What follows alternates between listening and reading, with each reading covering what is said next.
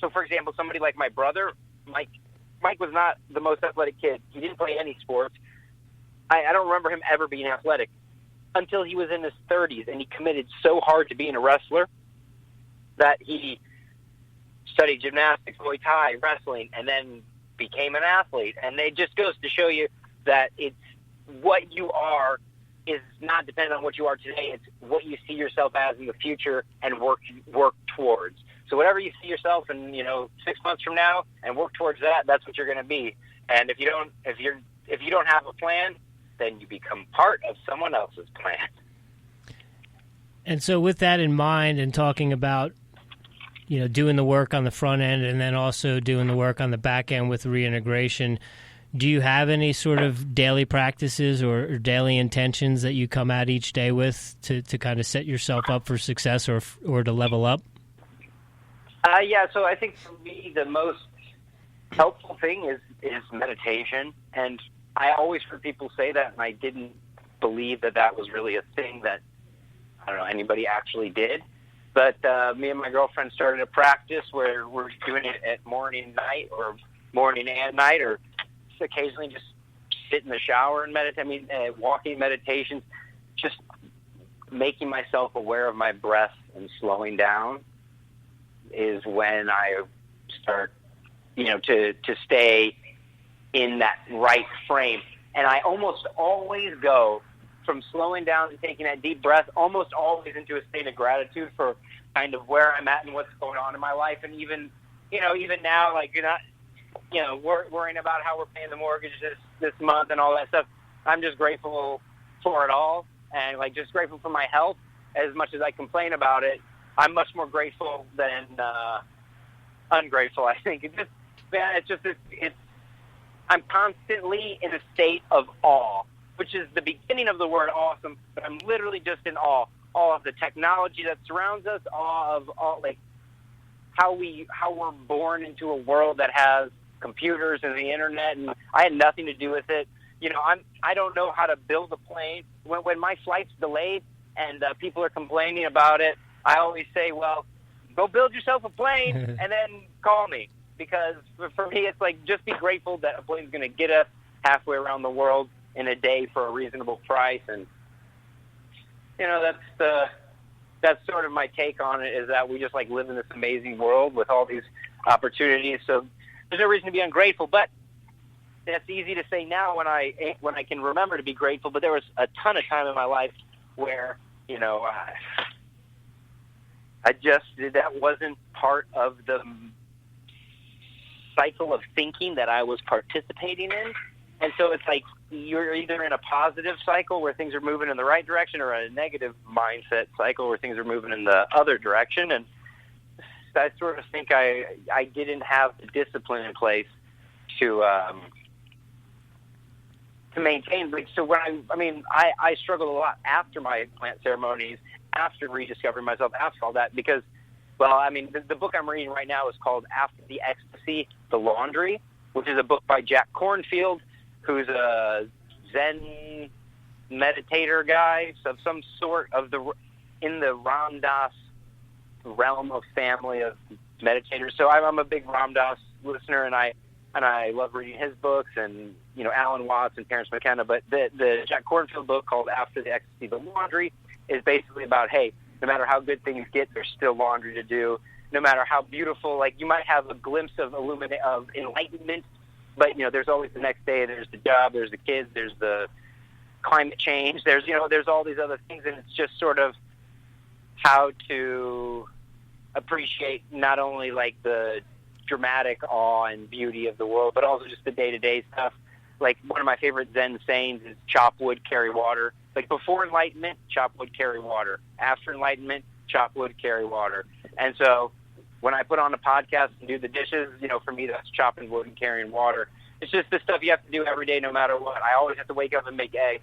There's always something to do every day. There's never a day. You can't take a day off from life. So it's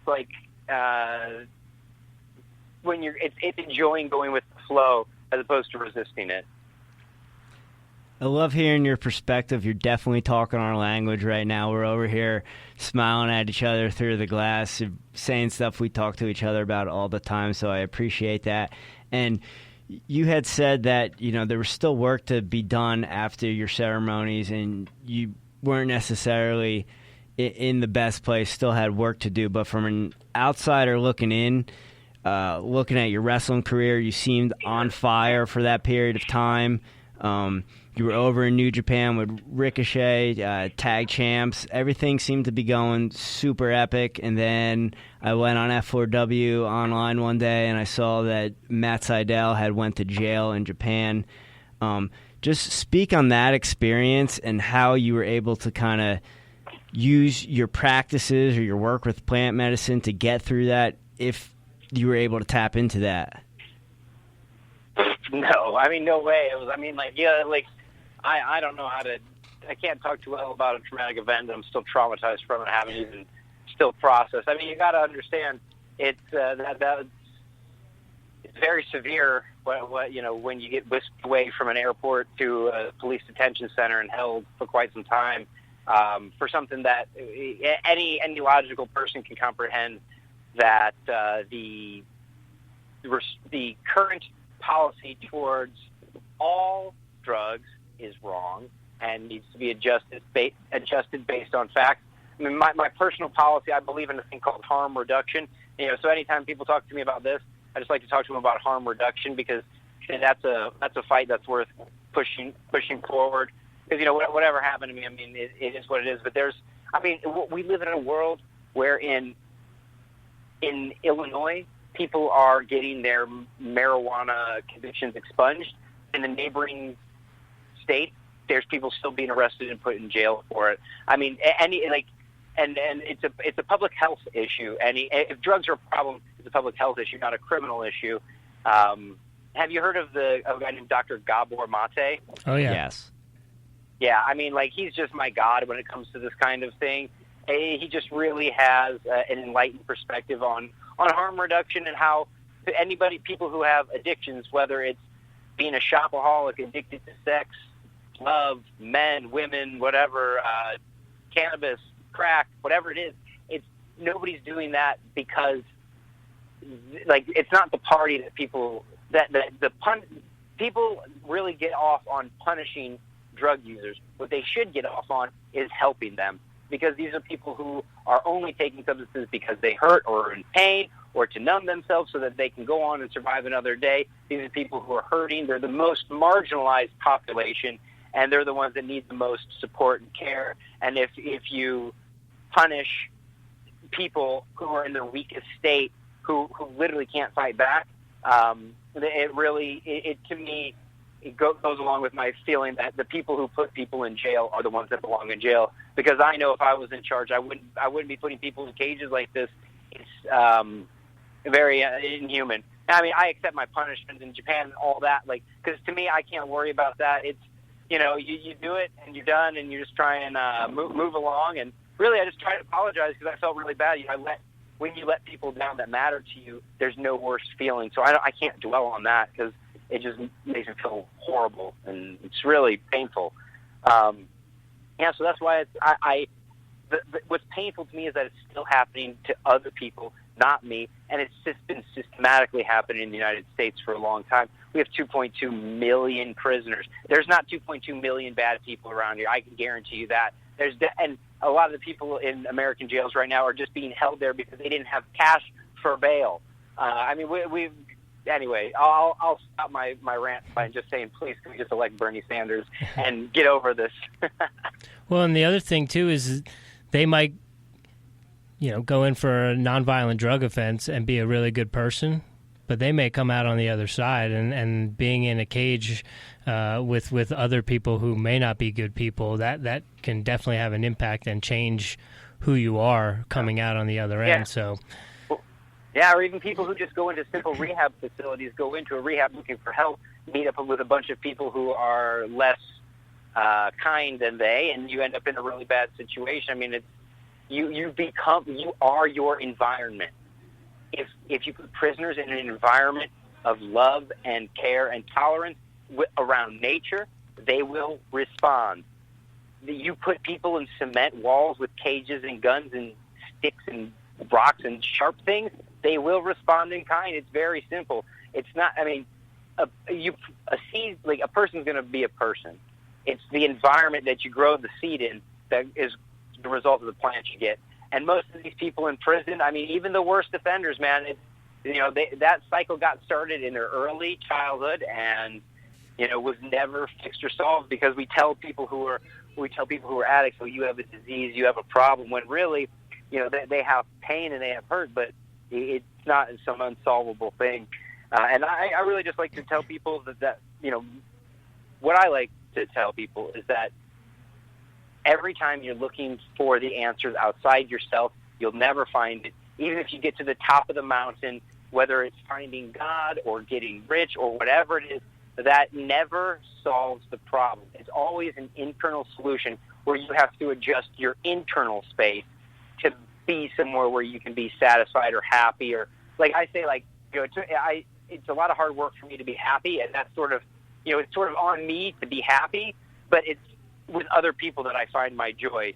So you can be happy, but you can't really be alone. Like, there's so many things that I sort of am just running down a bunch of different forks in the road. Go with it. I love it. But I really feel, but I find like it's my duty to find my happiness when I leave the house, so I can like treat everybody like they're another person, like they're. And so it's. I just heard a great story, and it's about like these gourds, gourds. I guess it's this time of year where we can talk about gourds. So it's like all these gourds. There's gourds on one side, and then there's some gourds on the other side, and they start like yelling at each other, and all of a sudden they decide they're about to go kill each other. And then the farmer comes down and says, "Stop, guys! I want you all to put your hands on top of your head and just wait here and take 10 deep breaths." And after they do that, he goes, "Okay, now what do you feel?" And they say they feel the stem that connects to the vine. And then they all notice that, well, guess what? They're all connected. They're all from the same vine. And I think if we had if we were somehow had strings come out of our feet that connected us to the earth, people would see it better. But what we have is people forgetting that we're all connected. And when you forget that, it's much easier to act selfishly and unconsciously of the people around you. Which is that's why I love Japan so much, because they are community-based people. They do things with the assumption that a neighbor is going to come by, so that you want to leave things better than you found it. You make sure there's room for the other person. When you stand on the escalator going up, you stand on the right side, leaving the left open in case anyone needs to run who's late.